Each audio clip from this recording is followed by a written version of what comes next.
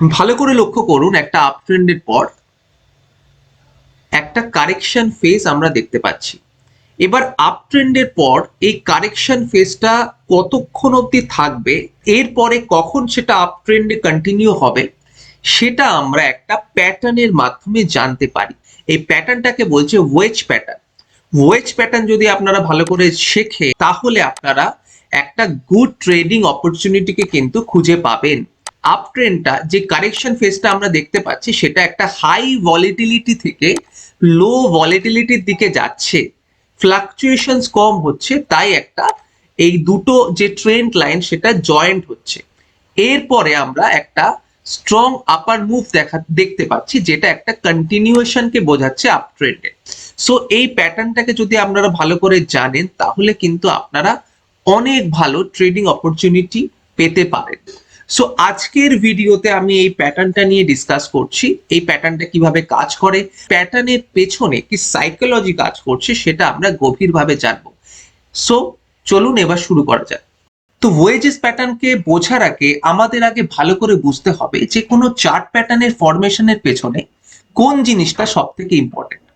কোনো চার্ট প্যাটার্নের ফরমেশনের পেছনে সব থেকে ইম্পর্টেন্ট হচ্ছে বায়ার আর সেলারের মধ্যে কি সাইকোলজি কাজ করছে। আর বায়ার আর সেলারের সাইকোলজি ডিপেন্ড করে কোনো স্টকের প্রাইসের উপর। ধরুন একটা স্টকে একটা গুড নিউজ এসছে, তো বায়ারদের কাছে সেই স্টকটা খুব অ্যাট্রাকটিভ বলে মনে হচ্ছে। সো যখনই বায়ারদের কাছে অ্যাট্রাকটিভ হয়ে ওঠে কোনো স্টক, তখন সেই স্টকের ডিমান্ডটা বেড়ে যাচ্ছে, তাই স্টকের প্রাইসটা ওপর দিকে যাচ্ছে। আর স্টকের প্রাইস কখনো ফ্ল্যাট ভাবে ওপর দিকে যায় না, কারেকশন করতে করতে ওপর দিকে যায়। একটা টাইমে এমন একটা পয়েন্ট এলো যেখানে যারা এখানে বাই করেছিল তারা এখানে প্রফিট বুকিং করতে থাকে। যখনই প্রফিট বুকিং করতে থাকবে, তখন কিন্তু ফেজ 2 স্টার্ট হয়, তখন একটা কারেকশন ফেজ কিন্তু আমরা দেখতে পাই।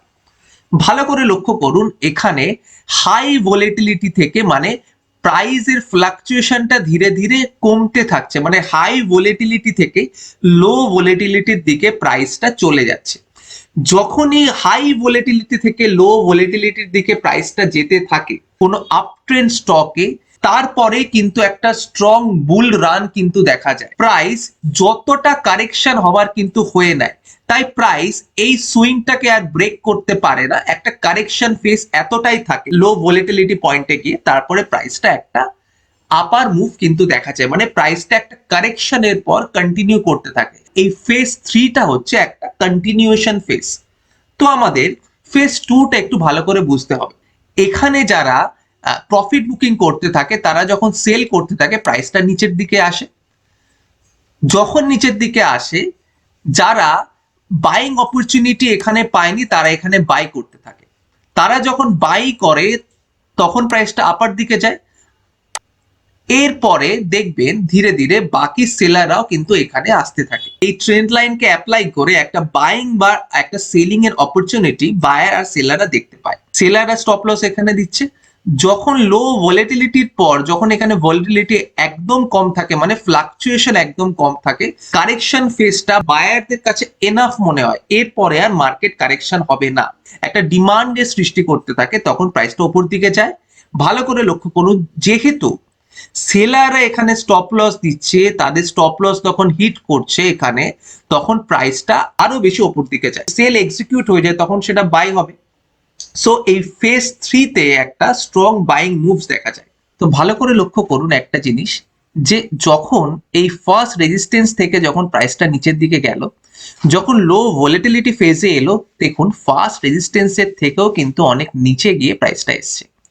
তো একটা অ্যাট্রাকটিভ প্রাইস, একটা ফেয়ার প্রাইসে কিন্তু বায়ার্সটা পাচ্ছে, বায়ার্সটা আবার অ্যাক্টিভ হয়ে প্রাইসটা আবার ফার্স্ট রেজিস্ট্যান্স লেভেল অবধি নিয়ে গেল। সো এটাই হচ্ছে ওয়েজেস প্যাটার্নের সাইকোলজি। তো এবার আমরা ট্রেড কিভাবে করব।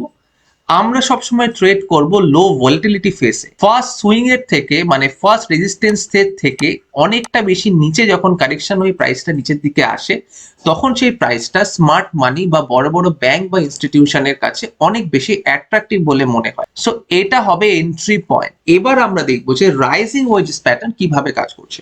সো এটা একটা ডাউন ট্রেন্ড কন্টিনিউশন প্যাটার্ন।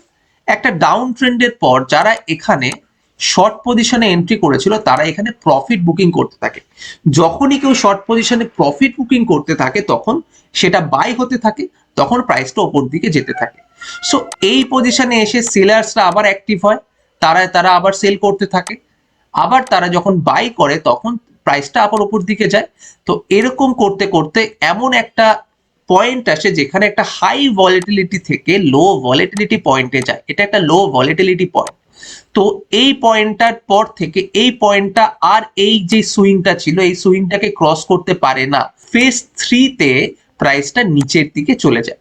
তো দেখুন রাইজিং ওয়েজেস কিভাবে কাজ করছে, প্রাইস দুটো ট্রেন্ড লাইনকে কিন্তু রেসপেক্ট করছে।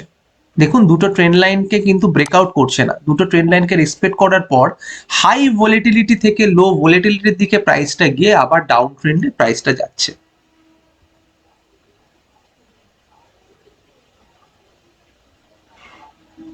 দেখুন প্রাইসটা ডাউন ট্রেন্ডের দিকে আবার গেল, দেখুন ডাউন ট্রেন্ডে যাচ্ছে।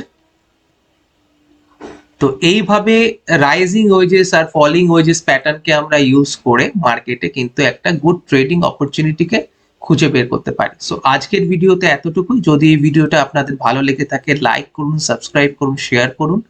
দেখা হচ্ছে পরের ভিডিওতে। ধন্যবাদ।